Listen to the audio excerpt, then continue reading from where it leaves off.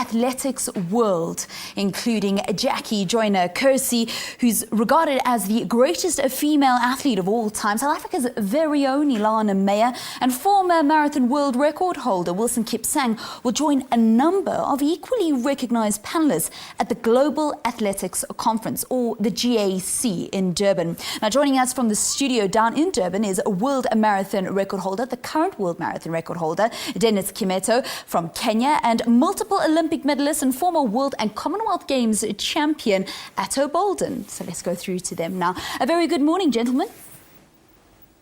Good morning to you. Good morning. Thank you so much. It's such a pleasure and an honor to have you guys on our show today. Let's start with you, Ato. Tell us exactly what you're doing here in South Africa and a little bit more about the conference.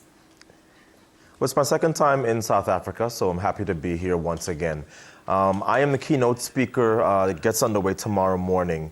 I'm also sort of playing the role of traffic policeman, where I am the moderator of most of the things that will be happening over the next 2 days at this Global Athletics Conference. And it's very exciting for me because I was a fan of this sport long before I was an actual athlete. So now this sort of gathering of all the best people in the sport, both on the track and off, the sponsors, everybody that makes this sport move will be in that hall. So it's a very exciting time for me to be both keynote speaker as well as sort of the moderator.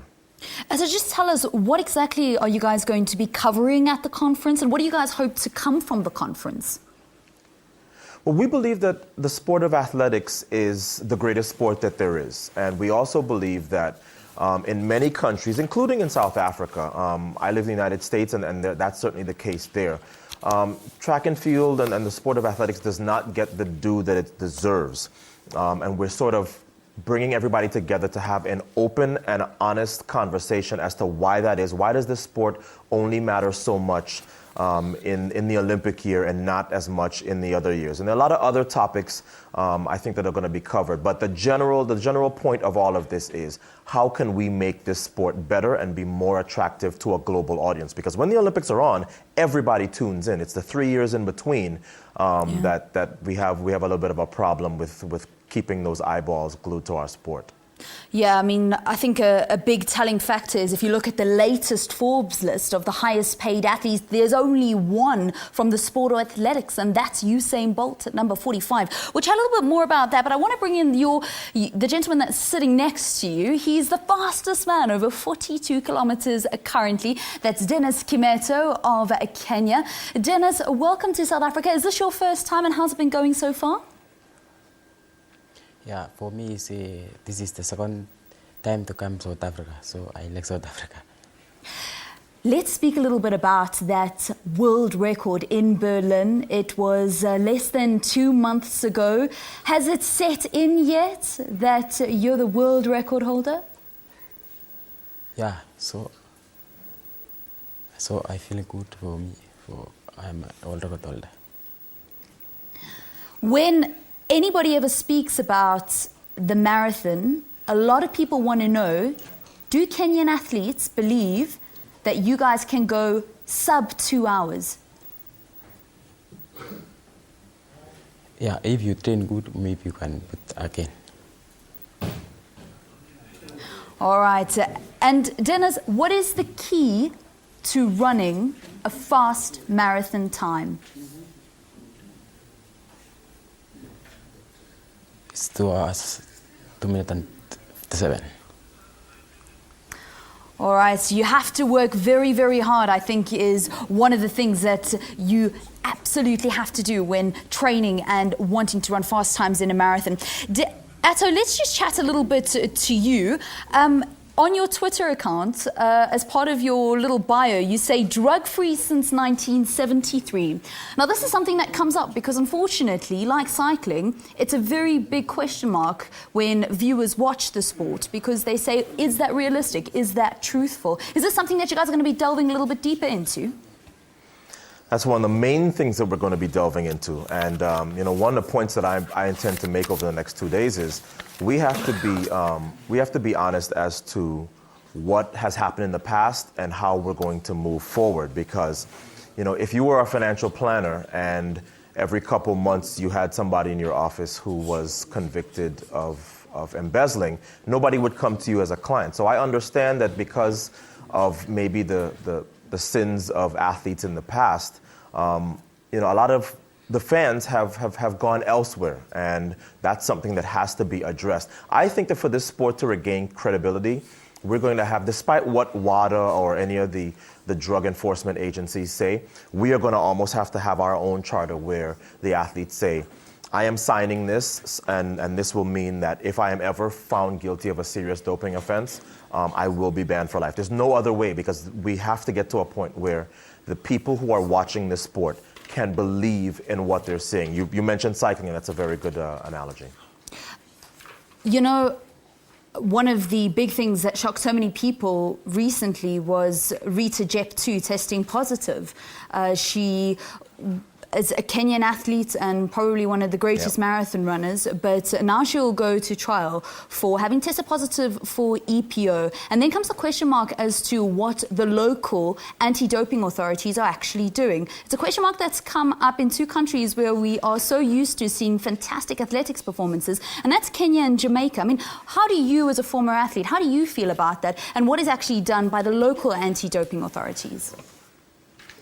Yes, on the one hand, you have people who say, well, we can't believe what we're seeing because look at the athletes that are failing drug tests. I look at it in the exact opposite manner. Because the testing is working is why we are finding out who is cheating. I guess, as I said in the last answer, we have to figure out what we are doing post catching these athletes. And to me, I am quickly getting to the point where somebody like a Jeptu, even though she has had a brilliant career, it has now been exposed that she has she's alleged to have been cheating. If it is confirmed, then she has to get out of the sport, and there will be no 2 or 4 year ban as we've had in the past. Until we do that, I think we're fooling ourselves, because people are no longer going to look at a sport in which they celebrate achievements one day, and then in a couple weeks or months or years, they learn that this person who they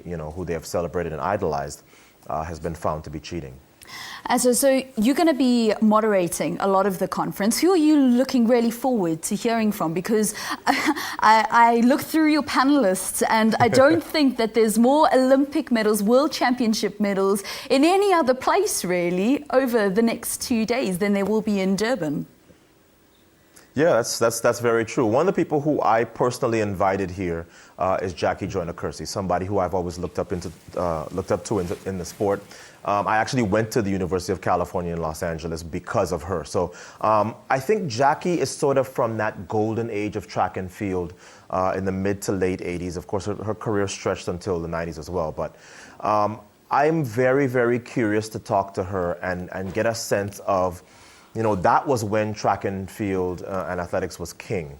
And I'm very eager to hear what she has to say, what she thinks about some of the things that you asked me about how do we deal with people who sully the reputation of their country and this sport by taking drugs. What should be done with them?